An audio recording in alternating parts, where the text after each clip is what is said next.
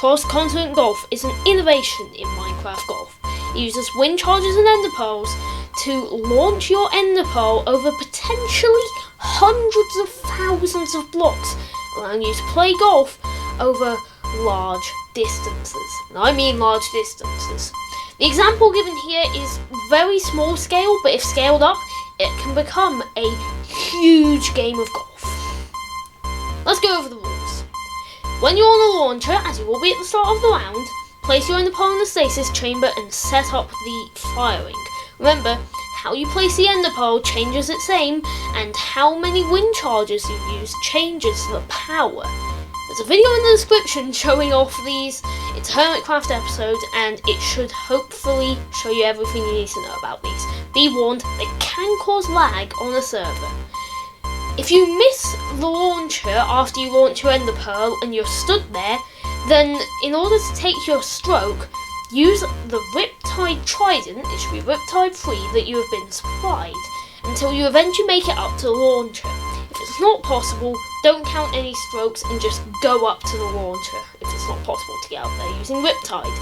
All of those uses count as a stroke, and all of the launches you do count as a stroke. After launching off of the last launcher, you are on the approach, and you don't use your Riptide Trident anymore. You are using ender pearls. Each one counts as a stroke, and your goal is to ender pearl into the hole, at which point count your strokes and call it a day. That's the rules. Let's take a look at a one-person quick, just 4 launcher round, par 17. Here we go. This is cross-continent golf.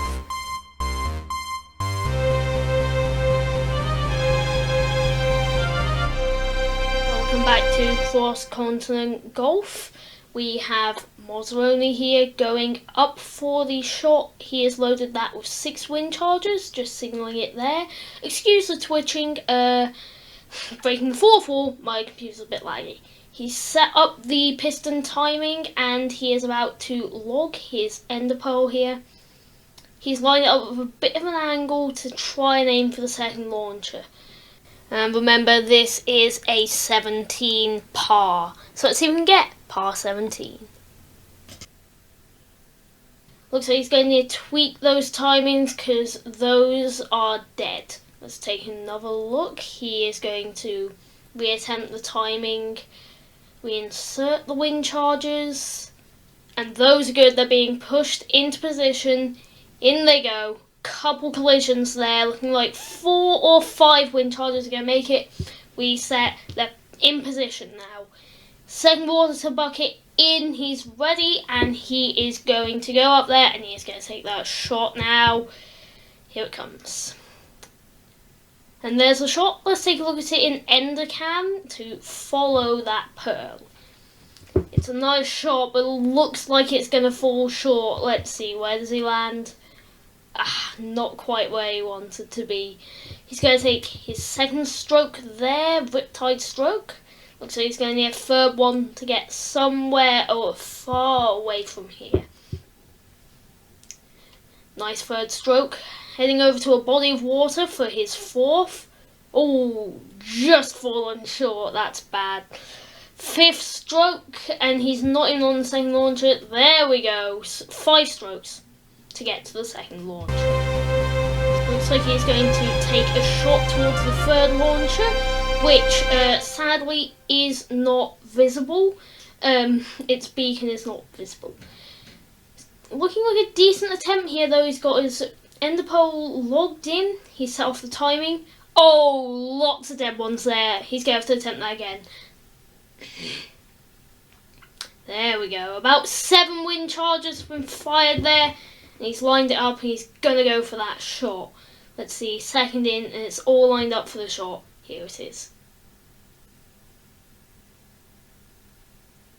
It's a nice shot indeed, but the ender cam appears to be showing that it's gone a little bit short and he's going to have to gain his bearings for stroke number 6. Place his Riptide. There we go. Oh, it's unfortunate. Got pushed back by the water. That makes 6. Looks like he's gained his bearings. Going to drop into the body of water here, and that should be Yep, 7 strokes so far, placing a water bucket for his 8th. Landed in a tree. Good 9th, but it's a little high and could have been better. Places a water bucket over the tree. That's a perfect chip as his 10th. That makes 11, and he's going to be up there for 12, it appears. Yep, up there for 12. This is his 13th stroke here, so he's setting up. This one's a little bit more difficult, and it's a tricky lineup to try and make his way to the next area, which will be the approach launcher and the final one of the hole. This is a 4 launch hole. He's got it going, but those have gone dead. Those have gone horrible. That's not quite what he was looking for on his 13th stroke. He's got a couple in there, but it's not going to be enough to send himself launching. He would simply fizzle out, and from there have to riptide. Lots of dead ones there. Not looking good. Not looking good at all, but it appears... no.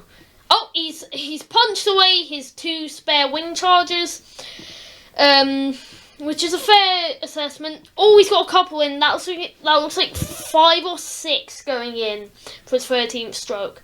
He's going to line up the shot here. Setting water bucket in. He's hanging up the ladder. This is 13th stroke. It's a powerful one. Looking at the ender cam, that one's gone high. That's a brilliant shot. Now, that was 13th stroke. There's going to be no penalties. This does not count as 14 or 15 because it's impossible to riptide or end the pearl up there. So they're allowed to make it to the bubble elevator and head up. This is stroke 14 here. And it's the final launcher. This is the approach launcher. So after this, it's going to be back to ender pearls. Static ender pearls for the putt. It looks like he's going to have to replace a second water bucket that was left there. I apologise for saying water wrong.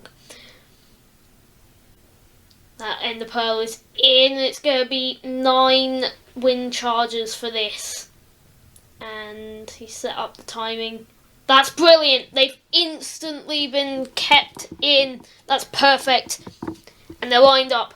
Stroke 14, his final launch shot, second water bucket is in. Oh, and it's a good one, but it's fallen short. It's hit the hill. It needed more. That's stroke 14. And he's going to take 15th stroke here with the ender pole. And it's a good one. On the side of the hill, it could be a putt. Oh, but he's overshot 19th. 20th.